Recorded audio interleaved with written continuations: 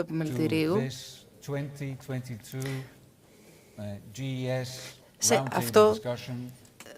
αυτή τη συζήτηση στρογγυλής τραπέζης του 2022. Ο επίτιμος καλεσμένος είναι ο Πρωθυπουργός της Ελληνικής Δημοκρατίας, ο κύριος Κυριάκος Μητσοτάκης, καθώς και η υπεύθυνη για την Ευρώπη, Μέση, Ανατολή και Αφρική, για την Ernst, η κυρία Linn Teigland, η οποία θα συνδεθεί μαζί μας μέσω διαδικτύου. Είναι η τρίτη φορά που συναντάμε τον Πρωθυπουργό. Ξεκινήσαμε το 2019 και ξανά το 2020 μεσούσης της πανδημίας. Και μπορώ να πω ότι τα περισσότερα από αυτά που προβλέψατε και που υποσχεθήκατε να κάνετε, τα πράξατε. Το να λέμε ότι ο κόσμος έχει αλλάξει από το 2019 όταν εκλεγήκατε πρωθυπουργός θα ήταν υποτίμηση, θα λέγαμε. Για 4 χρόνια τώρα και μετά από την πρώτη συνάντησή μας, εμείς και ενώ η χώρα προχωράει δυνατά μπροστά, μέσω όμως διαδοχικών κρίσεων και μέσω διαφόρων φυσικών καταστροφών. Μπορώ να πω ότι αντιμετωπίσαμε πολυκρίσεις. Είναι μια ελληνική λέξη, ένας ελληνικός όρος που χρησιμοποιούμε για να εξηγήσουμε την ταυτόχρονη εμφάνιση καταστροφικών γεγονότων. Το 2022 δεν ήταν μια διαφορετική χρονιά. Αντιθέτως, σημαδεύτηκε από την ρωσική εισβολή στην Ουκρανία, από τον πόλεμο που συνεχίζεται, από τον αυξανόμενο πληθωρισμό, από τις αυξανόμενες πηγές ενέργειας και εντάσεις εντός της Ευρώπης και όχι μόνο εντός της Ευρώπης. Σε αυτούς τους ασταθείς και αβέβαιους καιρούς και ενώ πολλές χώρες, πολύ μεγαλύτερες από την Ελλάδα, αντιμετωπίζουν την απειλή της ύφεσης, η Ελλάδα πρέπει για άλλη μια φορά να δείξει την αποφασιστικότητά της. Φτάσαμε μέχρι τώρα, μέχρι εδώ, αντιμετωπίζοντας διάφορες καταστροφές και διάφορες κρίσεις. Εντούτοις δείξαμε την ανθεκτικότητά μας και δύσκολοι καιροί όπως αυτοί που διανύουμε συνοδεύονται από μεγάλα στοιχήματα, όπως είναι και ο τίτλος της Συνόδου. Και για την Ελλάδα σημαίνει ότι θα πρέπει να βάλουμε μεγάλα στοίχημα για την χώρα και για τους εαυτούς μας. Πρέπει να κάνουμε τα απαραίτητα βήματα, ούτως ώστε να δείξουμε ότι μπορούμε να είμαστε ένας πυλώνας σταθερότητας στην περιοχή και ότι μπορούμε να προστατεύσουμε την οικονομία απέναντι σε αυτήν την καταιγίδα. Πρέπει να ενεργήσουμε δραστικά, να διπλασιάσουμε τις προσπάθειές μας για να ενισχύσουμε την ενέργεια, καθώς και τον τομέα παραγωγής και πολλούς άλλους, οι οποίοι μπορεί να είναι πιο παραδοσιακοί, να ενισχύσουμε την επιχειρηματικότητα και βεβαίως κάτι που κάνετε πάρα πολύ καλά εσείς, να προσελκύουμε επενδύσεις. Ταυτόχρονα πρέπει να είμαστε επαγρύπνοι και να μην απομακρυνόμαστε από τις δεσμεύσεις που έχουμε δώσει. Είναι μια εποχή όπου πρέπει να σταθούμε σταθεροί, δυνατοί και να συνεχίσουμε να δείχνουμε ότι πιστεύουμε στις αξίες όπως είναι η οικονομία, η ανθεκτικότητα, η επιχειρηματικότητα.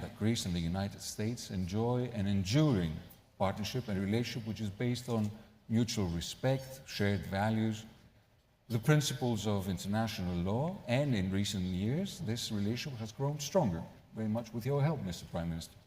And our cooperation is more multifaceted now than it has ever been. I believe that at this critical junction for our country, the relationship with the United States can help propel it towards a better development in the future. And with this small intro, let's start our discussion of tonight. So, Prime Minister, thank you very much for being with us tonight. Before asking you a few questions, I'd like just to say a few words on housekeeping. I will ask you 2 questions, and then I will address Ms. Teigland, and so the situation will continue. I think we have some time, and we'll try and get as many of these questions that we have prepared, and I think they're interesting questions. So, I would like to start by asking you the following question. During your governance, you have met with various prominent business people of global stature.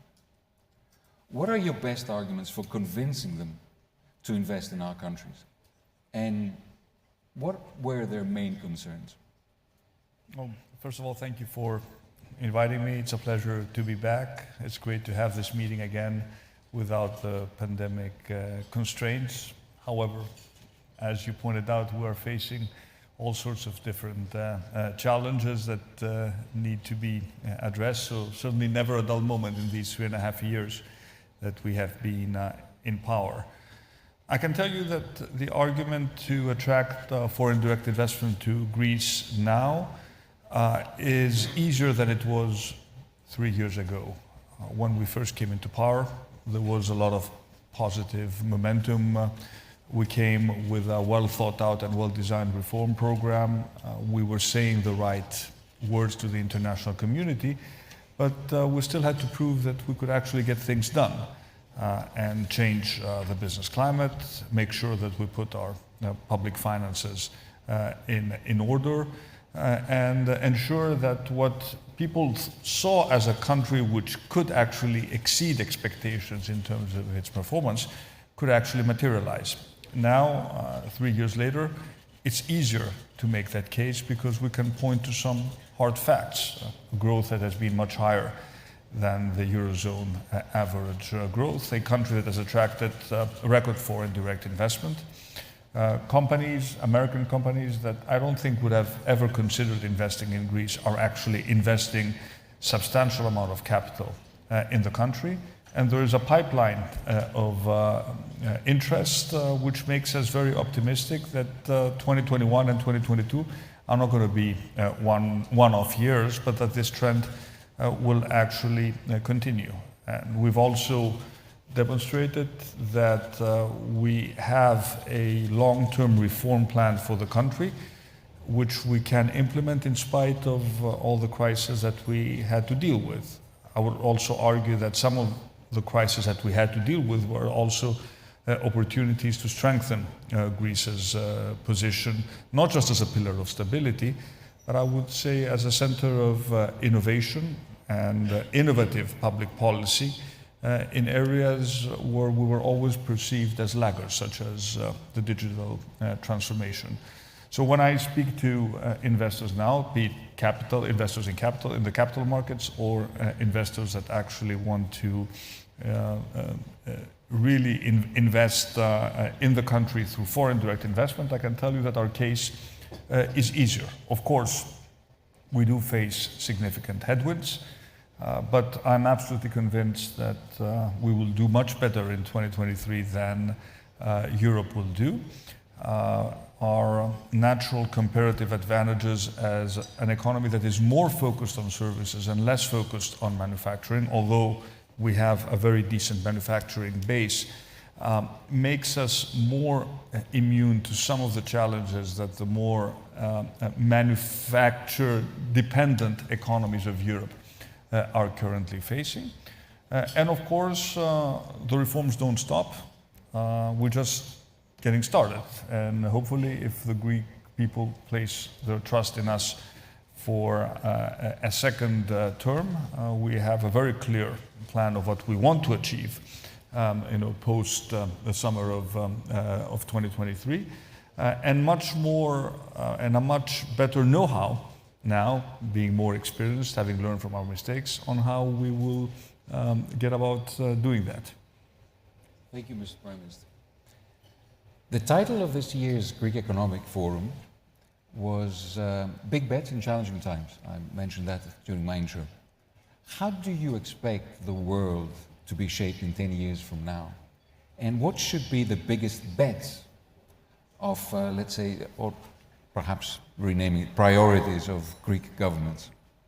Well, in 10 years from now, you'll be celebrating your 100th anniversary since the creation of the American Hellenic Chamber of Commerce. So my predictive abilities don't extend that far. But what I can tell you is that the big bets that we are currently placing are essentially non-negotiable when it comes to the green transition, the digital transition, the skills transition. What does it mean to actually educate our labor force, our youngsters, but also the labor force that is currently in need of significant reskilling and upskilling.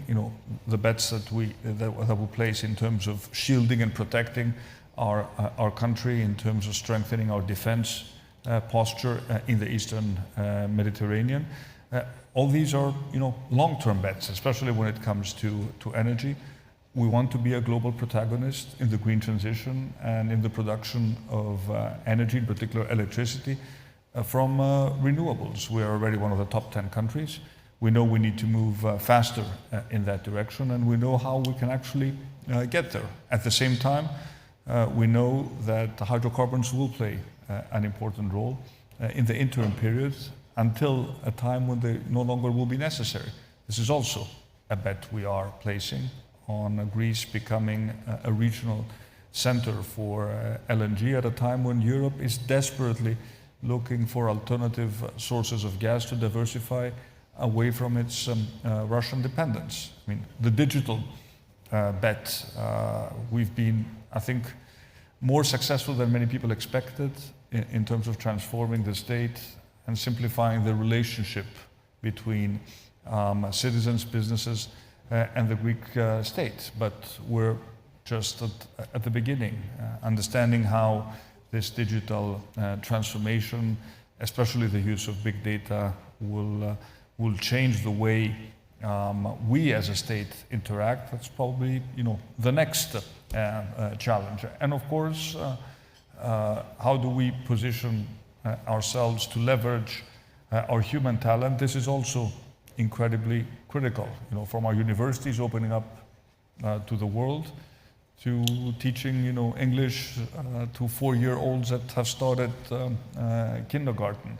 I think one of the most optimistic events I have attended over the past month was this visit of 30 American universities to Greece, and the tremendous interest I saw in terms of forging educational partnerships between Greek public universities. And I'm not just talking about the public universities of Athens and Thessaloniki, but also our regional universities and leading American academic institutions. Incredible vibe, incredible goodwill in terms of transforming Greece as a regional education center. So I think that the bets that we place are well thought out. They're in line with the mega trends that we need to think about when we try to envision the world in 2030 or the world in 2040. We have actually set up a foresight unit reporting to the Office of the Prime Minister. By foresight, we mean a public policy unity that is exactly looking at these long-term trends beyond what will happen, this year or next year. And this is also in line with what the European Union is trying to do. So we are perfectly aware that we need to place some bets now, the benefits of which we will see, beyond our terms. But that's the way countries have to progress. If we were just looking at the short term, just at the next electoral cycle, I mean these long-term investments would never take place. Sound like good bets to me. So allow me, Prime Minister, to turn to Ms. Julie Linn Teigland, which I'd like to welcome to tonight's roundtable. You're welcome. Very nice to see you. Thank you. Very short introduction. Born in the US, you live in Germany, and you are responsible for 115,000 people and companies which generate turnover of $14.1 billion. So that's quite a number. My first question to you is, what are your views about the current crisis, and to what extent do you think it will continue to impact economies and businesses all over the world? We get the international perspective now. Fantastic, and it's such an honor to be with you. I really believe that the recession that we're facing right now will hopefully be a little bit like a puddle. It's going to be slow and shallow and short, but I know that the recovery will probably take a little longer than we expect for that puddle to dry up. It's going to equally be slow and gradual. And frankly, it's going to be based on the level of consumer spending. I do expect a stronger economic recovery as we look towards the second half of 2023. I think it's important that we mention that there are 4 real economic drivers for this. Number one, we have to be honest that the central banks across the globe, those rate hikes, they're going to impact economic growth throughout the next year. Those rate hikes are slow, and the monetary transmission takes a while to work through the system. Equally, we're going to see developments in the energy market. It's going to continue to weigh down on our economic outlook.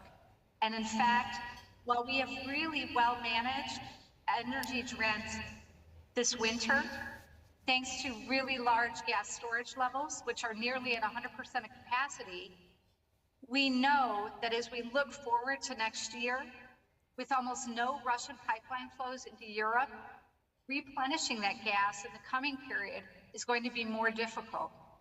We also expect that Asia is going to really take off, and as a result, there'll be more pressure on gas prices. I thirdly mentioned something that is not necessarily economic, but clearly geopolitical. Let's be honest that geopolitics has an impact on our economic recovery. And in fact, the war on Ukraine plays a large role in how the normalization of prices in energy and food commodities actually works out across the globe. If that war ends faster than we all expect, that rebound will come stronger and faster as well. And last, let's not forget that our economies are largely driven to some extent by consumer spending. As long as labor markets are resilient, we don't see unemployment increasing substantially, and that's going to support some consumer spending that's going to allow us to grow modestly up until and into the second half of 2023. So I conclude by kind of saying a little bit of a puddle. It might feel like a big splash, but we're hoping that the recovery will occur quickly. It might take a little longer and be a little slower than we hope, but it won't be as bad as we all feel when we get wet. Thank you. Thank you. Let me return to the Prime Minister. Prime Minister, I'm going to ask you to bring out the glass ball again and talk about the future. How different do you think our world will be in the future after the end of the war in Ukraine? What do you think will be the main characteristics that will be governing European policies and Europe's relation to the USA, Russia, and China? Is it more than ever possible that this crisis will contribute to a shift towards more introverted policies in the European states? We have to, first of all, you need to be aware we're dealing with a situation which was completely unthinkable, a year or maybe 18 months ago, a war in the European heartland, which has completely disrupted energy flows from Russia to Europe, has highlighted our excessive dependence on Russian gas, but has still demonstrated that in the short term we have proven to be, rather resilient. Of course, the real question, as was pointed out in the previous intervention, is how are we going to fill our storage next year when we won't have access to Russian gas. But still, this is, a major disruption. At the same time, you have the United States making a big bet on green technology, but doing it in a way that, from a European standpoint, is rather protectionist, which means that you give big incentives for companies that are actually producing in the US, and lots of subsidies for clean tech. Europe is squeezed, might be squeezed, on two fronts. The first is the cost of energy. It is much cheaper to obtain energy, especially gas, in the US. And the second is that, frankly, it is very difficult to convince large European companies now to produce in Europe when they can produce much cheaper in the US. For me, this absolutely highlights the need for a targeted European response to the IRA, the Inflation Reduction Act, of a similar magnitude. This is something we're beginning to discuss. It needs to happen quickly. We need to send a signal to European companies that they can actually stay and that they should stay and keep producing in Europe. Otherwise, we'll be facing major challenges. At the same time, it's important for the US to understand that what it does vis-à-vis China should not affect its transatlantic partner, because we are partners and we will continue to be partners. And I think this is something that was also communicated by President Macron to President Biden. And I think in that respect, this is a view of, I think, all European countries. And that's why I wouldn't be surprised if there are some exceptions to the IRA that will also include Europe in the category of those countries that could be exempt for some of the restrictions of the IRA, in the same way that Canada and Mexico, which are already part of NAFTA, currently are. So I think we are moving towards a world where the globalization as we knew it, in terms of simply looking for the cheapest source of production, it's still going to be there, but it's going to be much weaker. Where geopolitics are going to play a bigger role, and where strategic autonomy is going to become more important. And this is relevant on numerous fronts. This could actually present countries such as Greece with significant opportunities. When we're talking about reshoring and bringing back production to Europe, this is an opportunity for a country which has a manufacturing base, has access to good logistics, and is part of the European community in terms of being a stable country in our part of the world. Let me just give you one example: pharmaceuticals. We're talking a lot during the pandemic, and we suddenly realize our dependence on China, not just for masks, but also for drugs or for the raw materials of drugs. Well, I can tell you some Greek companies and some foreign companies have realized that this is an opportunity. And I was, 10 days ago, I was in Tripoli. And in Tripoli, we have two big investments taking place in the production of drugs, but also raw materials that can cover not just Greek, but European needs. So this is, and it happened because we gave smart incentives to pharmaceutical companies to use the clawback as an investment sort of tool to encourage them to invest in Greece. So you can actually see that this reshoring and greater control of supply chains may create some challenges. We may not actually be looking for the cheapest source of production, no matter where it is, but it also creates opportunities for European countries, such as Greece, to move into sort of areas of investment which we didn't consider to be priorities a few years ago. Excellent. And bearing in mind my background, when I hear you talk about production, I get very excited. But unfortunately, time is of the essence, so I will move forward with one more question, which is related to the US. We have so many questions here I would love to ask you, but our ties with the US are stronger than ever. And perhaps now that the image and narrative about Greece, as you pointed out earlier, has changed radically, it is an excellent opportunity to change the model of our relationship with expatriates by going beyond the logic of remembering them whenever we need them, but including them as a structural pillar of our development model. How can we achieve it? Well, first of all, let me agree with what you pointed out, that the relationship between Greece and the US is at an all-time high, not just geopolitically, but also economically, culturally, and of course, the bridge, the natural bridge in that relationship is our, Greek diaspora in the US, and I'm happy because there's much more interest by the diaspora, not just in investing in Greece, but in general in supporting Greek affairs. And I think this is also a testimony to the fact that we're able to deliver on our commitments. Unfortunately, we've also given the possibility for Greeks who live abroad to vote where they actually live, but because of constitutional constraints, we could not get to the 200 votes. Otherwise, we've placed so many constraints on their sort of ability to vote where they live that the number of people who have actually signed up is very, very small. Maybe in our next term, this is something that we can actually solve. But if you just look at how many Greeks or Greek Americans are active or in senior positions in the US in fields such as, for example, pharmaceuticals or technology in general, venture capital, or, for example, the film industry, you understand why it is not a difficult pitch when we talk to the Greek American community and tell them that Greece has actually changed. And take a look at Greece, and this time you won't be disappointed,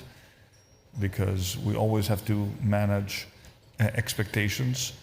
And I know, how appealing this first trip to Greece was in the past. You have a lovely sort of, dinner with a view of the Acropolis. You think this is a fantastic country, and then you start dealing with the bureaucracy, and things usually fall apart. I think we've been able to break that trend and deliver. And of course, diasporas are very, very important elements in this globalized world, and they're also sources of talent. We talk a lot about the ability to support our growth. When we look at our demographics, for example, they're not good, not just Greece's demographics, but the Western world in general. So how are we going to drive growth and productivity with poor demographics? Well, one source of potential demographics is the brain drain generation that is already beginning to return to Greece. And there are a lot of young, talented, very well-trained Greeks who would be interested, theoretically, to return to Greece, provided there are good jobs and a belief in the future of the country. Thank you, Mr. Prime Minister. I think the words reliability and trust are very important in this struggle to convince people that Greece has turned the page. And I think your government has been very successful in that. Ms. Teigland, may I ask you something about Greece now? Based on your global experience and the megatrends currently impacting our future economies, which sectors do you believe Greece should develop more and invest in going forward? This is a great question. And when I look globally and specifically across Europe, if I looked at our own EY Europe Attractiveness Survey, we see that there are 3 sectors that are poised for growth. The digital economy, 45% of our surveys said they are in the lead. Clean tech with renewables, 35%. And health sciences and wellness. These are the 3 that are really going to drive growth all across Europe. And frankly, this is very much in line with our megatrends around decarbonization, the changing face of technology, powered by 5G, quantum computing, and edge computing. And of course, the potential to transform the way we treat illness, make things, and feed ourselves. When I look at Greece through our EY Attractiveness Survey, we've seen a real shift towards investments with high added value and where you have an emphasis on a true competitive advantage.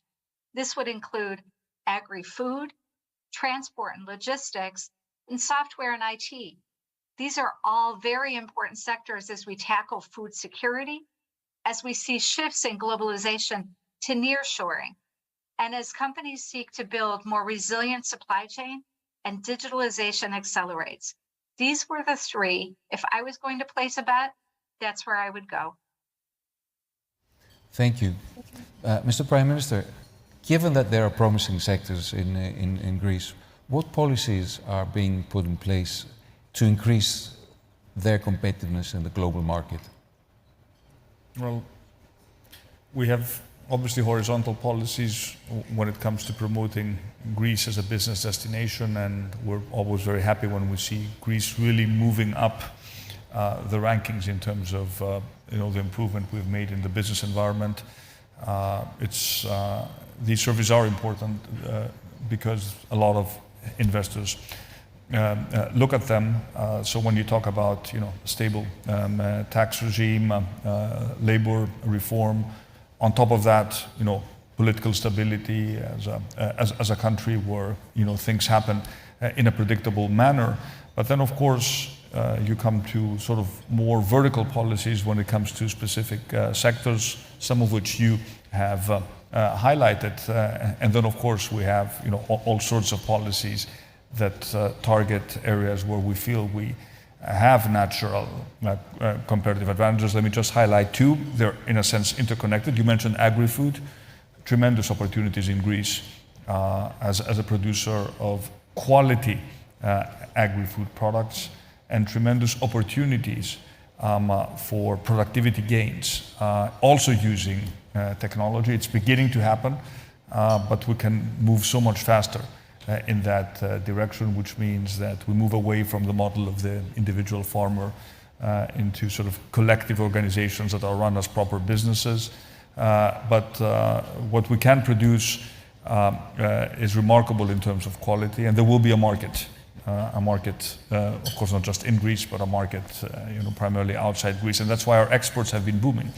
I need to point out that exports in Greece of goods and services have surpassed 40% of our GDP. 10 years ago, we were at 20%. It's a huge leap.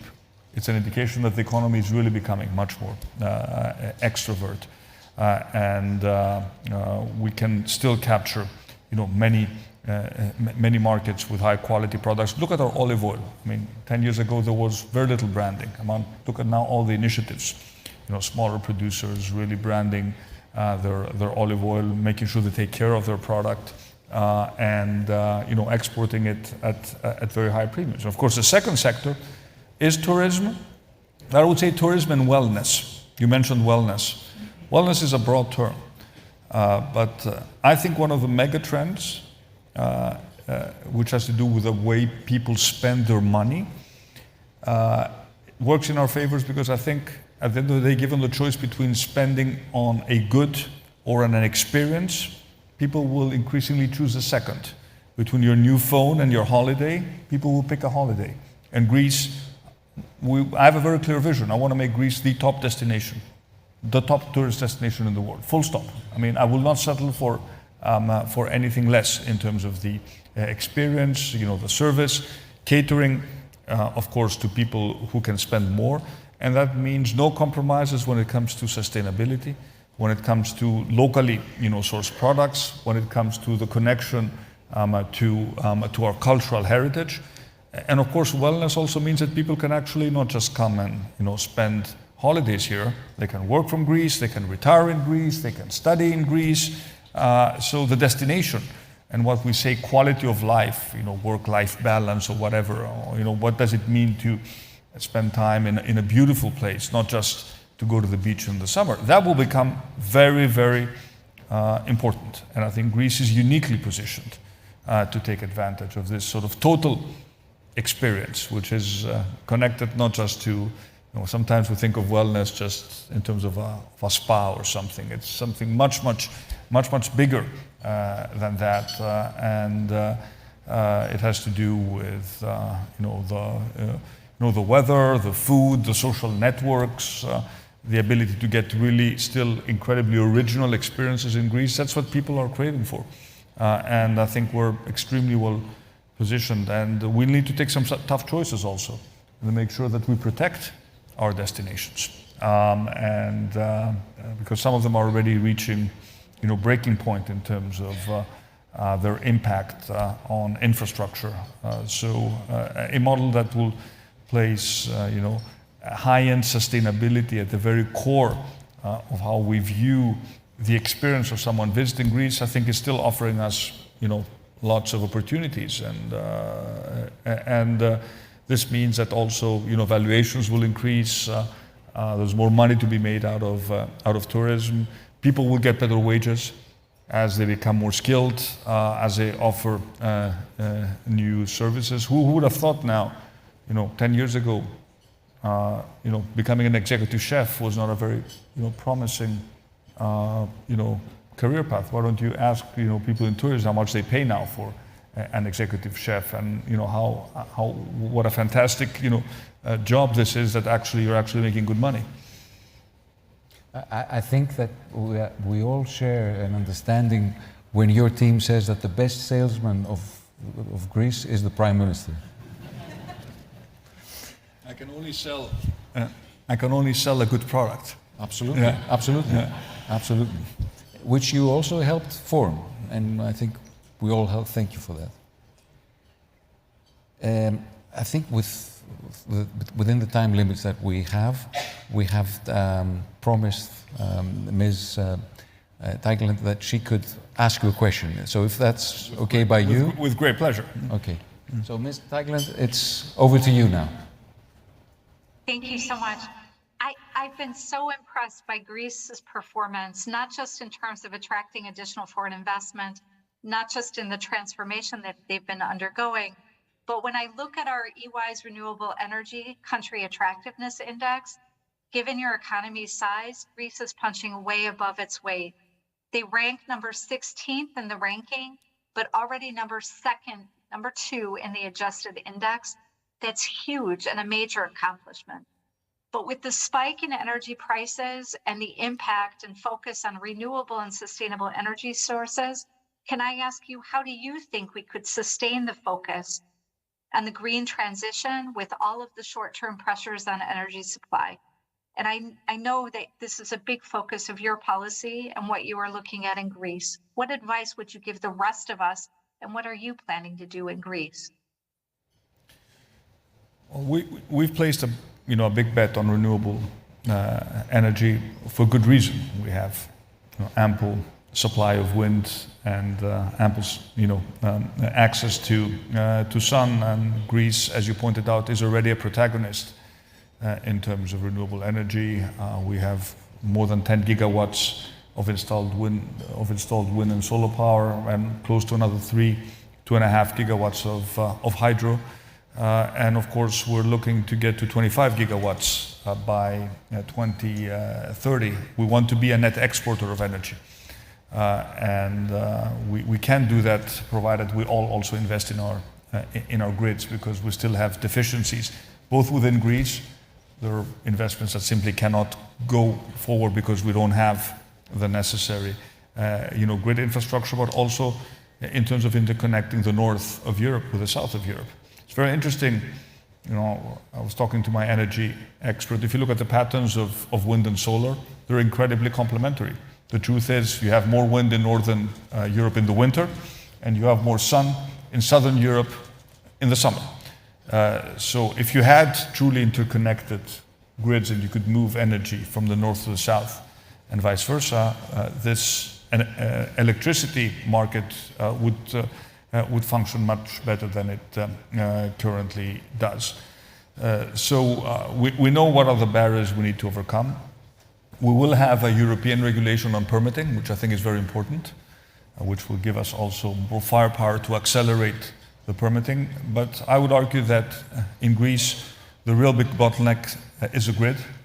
We will use additional resources from the REPower EU facility to invest in our grids. We need to move faster in that direction. But of course, we also need to be at the forefront of the new technologies, the new clean tech technologies, be it storage, pump storage or battery storage is going to become more and more important, and projects that include a storage component need to be prioritized.